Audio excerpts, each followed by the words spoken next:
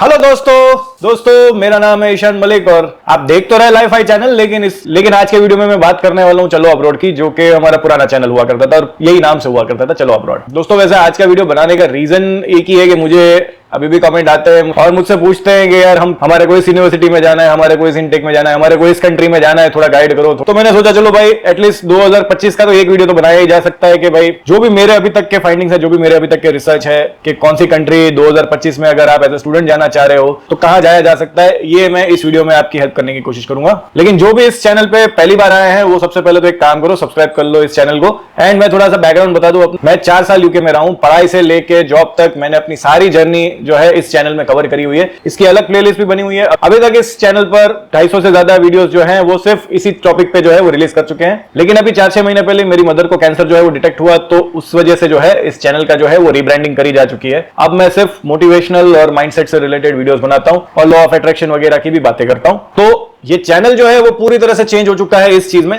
तो अगर आप सब्सक्राइब करने वाले हैं तो इस चीज पे ध्यान रखिएगा। तो वीडियोस जो है वो इस नए टॉपिक पे नई थीम पर ही मिलेंगे, लेकिन मैं बीच बीच में कभी कभी इस तरह की वीडियोस भी बना दिया करूंगा। तो बहुत हो गया इंट्रोडक्शन, बहुत हो गया पास की बात, अब सीधा मुद्दे पे आऊं। तो 2025 में अगर आप अब्रॉड जाना चाह रहे हैं तो मैं आपको 2 कंट्री तो मैं साफ मना कर दूंगा, एक है यूके और यूएसए। ठीक है दोस्तों, ये दोनों कंट्रीज जो है इन दिनों जो है वो वीजा के फेवर में नहीं है। ऑफ कोर्स स्टूडेंट की सबसे फेवरेट यही 2 कंट्रीज आती है आफ्टर कनाडा। अब कनाडा तो हमेशा से माना ही गया है कि वीजा फ्रेंडली कंट्री रहा है, लेकिन पिछले कुछ सालों में वहां की भी जो पॉलिटिकल जो इंस्टेबिलिटी है वो बहुत ज्यादा है एंड उससे भी बड़ी दिक्कत हो रखी है जॉब की। यानी कनाडा में हमेशा से कोई बहुत बढ़िया जॉब्स हुआ नहीं करती थी, पहले भी कमी होती थी, अब और भी कम हो गई है क्योंकि रिसेशन खाली है कि ये लोग बोल नहीं रहे हैं, बाकी हो ही गया है। और आर्टिफिशियल इंटेलिजेंस ने इतनी जॉब्स खाई है 2025 में और अभी भी खाएगा ही। ये साल और अगला साल, ये दोनों साल अभी कहें कि एआई का नया है, लेकिन ये अगले 2 साल अगर आप अपने आपको पढ़ाई में अगर इन्वेस्ट करते हैं और कोई ऐसी ढंग की पढ़ाई करके आप अगर मार्केट में निकलते हैं तो मैं मानता हूं कि 2026 या 27 से आपको इसके बेनिफिट मिलने लगेंगे। लेकिन मेरे ये सब के सब स्पेकुलेशंस हैं, मैं ना कोई ज्ञानी हूं, ना कोई मेरे ऐसे कोई बहुत ही खुफिया सोर्सेज है जो मुझे ये सब चीजें बता रहे हैं। मैं जो बस थोड़ा वर्ल्ड पॉलिटिक्स और जितनी भी चीजें देखता हूं उसके बेस पर ही मैंने ये सारी जो है मेरे अपने अंदाजे लगा रहा हूं। तो आप अपनी भी रिसर्च करिएगा इस पे, सिर्फ मेरी बातों पे भरोसा मत करना। दूसरा, अब मैं थोड़ा कंट्री स्पेसिफिक हो जाऊं तो मैं यूके में रहा, तो मैं यूके को तो मैं आपको इसलिए भी कह रहा हूं कि इन दिनों यूके जो है वो चाह ही नहीं रहा है कि आप वहां पर आए एज स्टूडेंट आ जाओ। ठीक है, वो तो पैसा आता है तो हर कंट्री को अच्छा लगता है, लेकिन जैसे आपकी स्टडी खत्म होती है उसके बाद आपको सिर्फ पीएसडब्ल्यू मिल रहा है, लेकिन उस पीएसडब्ल्यू में भी इतने सारे आजकल नाटक हो रहे हैं। सबसे पहले इन दिनों तो आपका कोर्स कंप्लीट करना ही एक सबसे बड़ा टास्क हो चुका है, क्योंकि इस पर स्टूडेंट भी करते यही है कि भाई अपना असाइनमेंट वगैरह जो है वो चैट जीपीटी से लिखवाता है। अब सामने भी एआई बैठा है जो आपका पहले असाइनमेंट पढ़ेगा, वो डिटेक्ट कर लेता है कि ये जीपीटी से लिखवाया हुआ है। अगर वहां से पास हो गया तो फिर आपके प्रोफेसर के पास जाएगा जो पढ़ेगा उस असाइनमेंट को, और फिर आपको मार्क्स मिलेंगे। मोर और लेस सिमिलर सा पैटर्न आपको हर डेवलपिंग कंट्री में या हर अब्रॉड कंट्री में मिलेगा। अपनी तरह एग्जाम लिखने वाली चीजें वहां पर नहीं होती है, आपको रिसर्च करनी रहती है, आपको असाइनमेंट लिखने रहते हैं। और रिसर्च तो देखिए, हम जैसे मैं अभी काम करता हूं या अगर ये वीडियोस भी बनाता हूं तो मेरा 90% काम तो एआई ही करता है। और ये यूनिवर्सिटीज, ये कॉलेजेस एक्सपेक्ट कर रही है कि स्टूडेंट जो है वो एआई का यूज नहीं करेगा, तो यूनिवर्सिटी वाले बेवकूफी हैं, मैं तो ये साफ मान रहा हूं। इनफैक्ट अगर अभी आप आर्टिफिशियल इंटेलिजेंस का कोर्स भी पढ़ोगे तो वहां भी ये लोग चाह रहे हैं कि आप एआई का यूज ना करो, आप मैनुअल रिसर्च करो। तो ये बात मेरे तो दिमाग में नहीं उतरती है, अब आप लोगों के दिमाग में उतरती हो तो आप लोग मुझे बताना कि ये कैसा सीन है। हाँ, तो मैं वापस आऊं, यूके के वीजा पॉलिसीज तो इन दिनों बिल्कुल भी फ्रेंडली नहीं है। रिसेंटली मैंने देखा कि जो पहले वीजा स्पॉन्सरशिप के जो रूल्स है वो और टाइट हो गए, उसका जो सैलरी थ्रेशोल्ड है वो और बढ़ गया। यानी पहले आई थिंक 35-36 हजार की सैलरी आपको कमानी रहती थी साल की, यानी 35 लाख 36 लाख, वो भी मिलना मुश्किल होता था।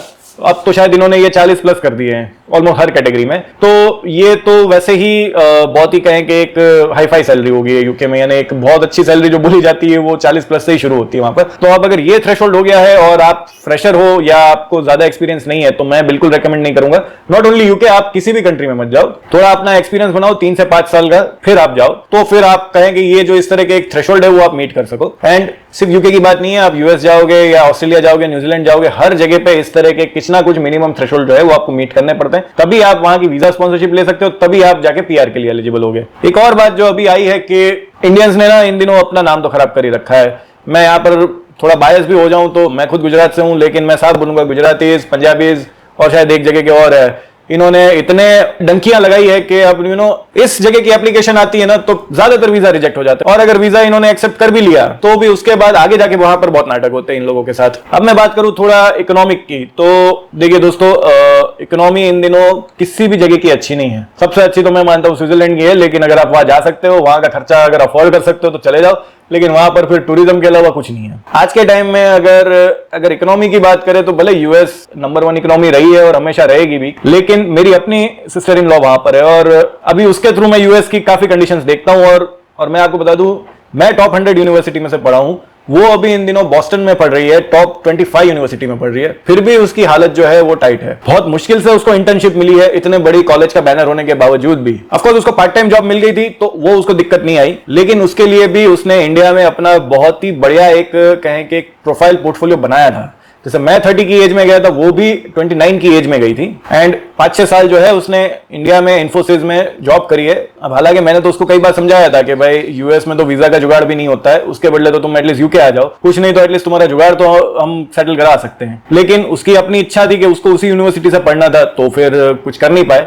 लेकिन उसकी फीस ही 1 करोड़ के आसपास की है और 50 से 60 लाख का तो वो लोन लेकर गई है। और दोस्तों, यूएस में कोई भी यूनिवर्सिटी सस्ती नहीं है। इवन यूएस तो मशहूर रहा है कि वो अपने नागरिकों को भी बैंकरप्ट करा देता है वहां पे पढ़ने के लिए, तो हमारी तो क्या ही बात करनी। सिमिलर सी बात अगर यूके की भी करूं तो सेम ही है कि अगर आपको किसी अच्छी यूनिवर्सिटी से पढ़ना है तो वो कोर्स सस्ता नहीं होगा, 50-60 लाख तो आपके आराम से लग जाएंगे। अब आपको सस्ते में पढ़ाई करनी है तो जर्मनी एक जगह है, और अगर पूरे यूरोप में अगर किसी एक कंट्री की इकोनॉमी की बात करूं तो जर्मनी अभी भी काफी हद तक तो स्टेबल है, लेकिन जॉब के प्रॉब्लम वहां भी हो रहे हैं, लोगों को जॉब्स नहीं मिल रही है, और पार्ट टाइम जॉब और अकोमोडेशन के प्रॉब्लम ये भी पूरे यूरोप में कॉमन हो रखे हैं। और ये रशिया यूक्रेन वॉर अभी तक भी फिक्स तो हुई नहीं है। अगर ये फिक्स हो तो कुछ यूरोप में एक सही लेवल पर डेवलपमेंट भी हो, लेकिन अब ये वॉर कब खत्म होगी कोई नहीं जानता। लेकिन अगर मैं आपको थोड़े स्टेबल ऑप्शन की बात करूं, ऑस्ट्रेलिया और न्यूजीलैंड थोड़ा मैं आपको रेकमेंड कर सकता हूं। ऑस्ट्रेलिया में फिर भी मैं थोड़ा लास्ट में रखूंगा, लेकिन न्यूजीलैंड में आपको बोल सकता हूं कि वहां के जो आफ्टर स्टडी जो थोड़े पीआर के जो रूल्स हैं वो अभी तक तो थोड़े लीनियंट है। लेकिन अगर आप न्यूजीलैंड जाना चाह रहे हो तो मैं आपको टूरिज्म, आईटी एंड एग्रीकल्चर, इन 3 के अलावा कोई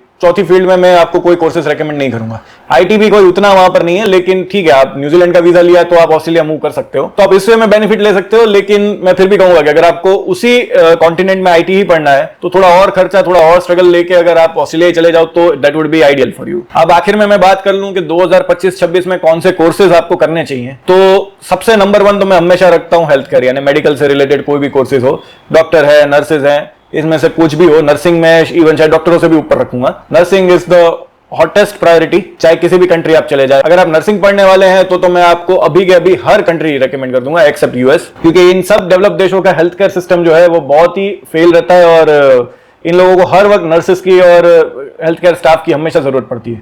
और सबसे ज्यादा वीजा स्पॉन्सरशिप, सबसे ज्यादा पीआर भी जो है वो इन्हीं कैटेगरी में लगते हैं। एटलीस्ट पिछले 4-5 सालों में तो मैंने यही देखा है कोविड के बाद से। इसके बाद नंबर 2 पे आईटी, कंप्यूटर साइंस है, आर्टिफिशियल इंटेलिजेंस है, या कोई भी आईटी से रिलेटेड कोर्सेज आप कर लो, that would be the best one. तीसरा डिपेंड करता है आप कौन सी कंट्री जाओगे उस पे है कि जैसे आप यूके वगैरह गए तो आप थोड़ा लॉ वगैरह भी पढ़ सकते हो, या फिर अकाउंटिंग वगैरह जो है वो थोड़ा देख सकते हो। फिर जैसे मैंने न्यूजीलैंड की बात करी तो मैंने आपको बोला कि एग्रीकल्चर आप पढ़ सकते हो, टूरिज्म से रिलेटेड कोर्सेज आप कर सकते हो। यूरोप अगर आप जाते हो तो होटल मैनेजमेंट है, that would be the good course for you. फिर यूरोप में ही अगर जर्मनी आप जा रहे हो या फ्रांस आप जा रहे हो तो again agriculture is the good course. बाकी अगर आप जानना चाह रहे हो डिजिटल मार्केटिंग, फाइनेंस, एमबीए, ये वो, तो दोस्तों इन सब की वैल्यू अब दुनिया में कहीं नहीं है। पहले भी क्या होता था कि ये कोर्सेज जो है वो एग्जीक्यूटिव्स, प्रोफेशनल्स के लिए डिजाइन किए गए थे, जिनको किसी कंपनी में नौकरी करते करते 5-7 साल 8 साल हो चुके हैं, और उनको क्या है कि अपने मैनेजर बनना है या कोई एक मैनेजमेंट के कोई एक सर्टिफिकेट या कुछ दिखाना होता है अपनी ऑर्गेनाइजेशन में, तो वो लोग जनरली एमबीए करते थे। तो आज भी इसकी वैल्यू उतनी ही है। लेकिन अगर आपको फिर भी एमबीए फाइनेंस या एमबीए या कोई भी कुछ इस तरह के कोर्सेज आपको करने हैं, और अगर आपकी फाइनेंशियल कैपेबिलिटी है, और अगर आपकी वो कहते हैं ना पढ़ने की औकात है, तो टॉप रैंक यूनिवर्सिटी के अलावा किसी भी यूनिवर्सिटी में मत जाना, वरना कोई आपको बेनिफिट नहीं होना है। एमबीए अगर आज के टाइम में आपने,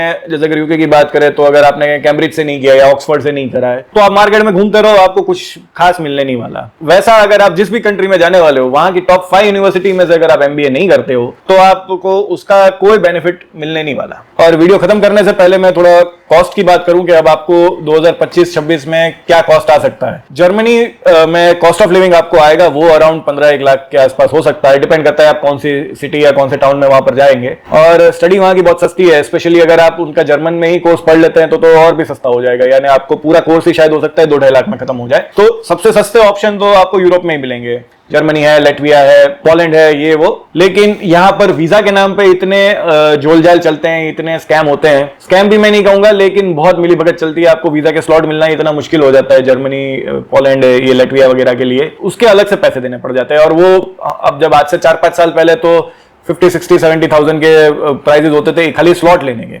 आज क्या होता है वो मैं नहीं जानता। अब आए थोड़ा इंग्लिश कंट्रीज पे, तो यूके आप जाओ तो आज की डेट में आपका सिर्फ 1 साल का कॉस्ट ऑफ लिविंग जो है वो आप मान के चलो 20-25 लाख तो कहीं नहीं गया। डिपेंड अगेन इसमें भी डिपेंड करेगा आप किस साइड जाते हो। सिमिलरली आयरलैंड की बात करेंगे तो वो भी सेम, वहां पर आपको थोड़ा आयरिश भी सीखनी पड़ सकती है। यूएस एज यूजुअल बहुत महंगा, जैसे मेरी तो सिस्टर इन लॉ, चलो वो तो बॉस्टन की है, Boston is a big city, तो उसका कॉस्ट ऑफ लिविंग भी आया है 20 से 25 लाख का पर ईयर का, और उसका अभी सेकंड ईयर चल रहा है। कनाडा में भी सेम खर्चा 15 से 20 लाख आपका 1 साल का, और न्यूजीलैंड भी 12 से 15 लाख आप मान के चलो। अगेन अगर आप काफी छोटे टाउन में चले जाते हो तो और भी सस्ता शायद मिल जाएगा। लेकिन ऑस्ट्रेलिया आपको एज यूजुअल यूएस इतना ही महंगा मिलेगा, 20 से 25 लाख 1 साल के।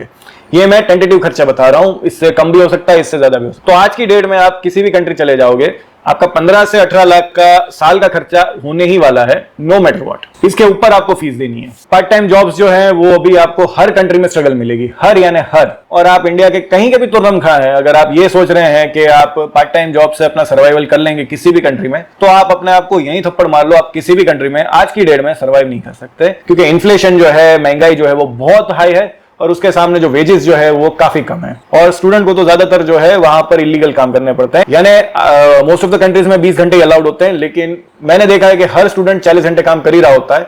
अब वो कैश में काम कर रहा होता है, और कैश की जो सैलरी है वो बहुत ही कम होती है। यानी मैं यूके की बात करूं तो हम जब गए तब मिनिमम वेजेस 9 पाउंड के हुए करते थे, आज शायद 13 या 14 पाउंड के हो गए। लेकिन अगर आप कैश पे काम करोगे तो आप इसका आधा ही मान के चलो, आपको यही मिलेगा, और आपको 40 घंटे काम करने पड़ेंगे, वो अलग। तो दोस्तों ये है पूरा वीडियो, और मैंने पूरी कोशिश करी है कि मैं इस एक वीडियो में आपको सब कुछ बता दूं। लेकिन फिर भी आपके कोई सवाल है, आप कुछ भी पूछना चाह रहे हैं तो कमेंट सेक्शन ओपन है। इसके अलावा भी अगर आपको 1-on-1 मुझसे कनेक्ट करना है, कुछ जानना है, कुछ बात करनी है, तो मेरे कॉल लिंक्स जो है वो अवेलेबल है। मैं उसकी भी लिंक जो है वो डिस्क्रिप्शन में एंड पिन कमेंट में दे दूंगा। तो अगर ये वीडियो आपको अच्छा लगा है या आपको हेल्पफुल लगा है तो बस मुझे अपने लिए और अपनी मदर के लिए या अपनी पूरी फैमिली के लिए आपकी दुआएं चाहिए। जैसे मैंने वीडियो के स्टार्टिंग में बोला, she is a cancer patient, तो आप लोगों की जितनी दुआएं हमको मिले उतनी कम है। Just bless her and bless us. इसके अलावा लाइक कर दीजिएगा इस वीडियो को, शेयर करिए अपने फ्रेंड्स एंड फैमिली के साथ जो प्लान कर रहे हैं 2025 के, शायद सितंबर इनटेक होगा या अक्टूबर इनटेक में कहीं जाना चाह रहे होंगे, तो उनके साथ इस वीडियो को शेयर करिएगा। सब्सक्राइब कर लीजिए इस चैनल को। लेकिन मैंने जैसे पहले ही बोला कि भाई वीडियोस जो है वो कुछ और आया करेंगे मेजोरिटी में,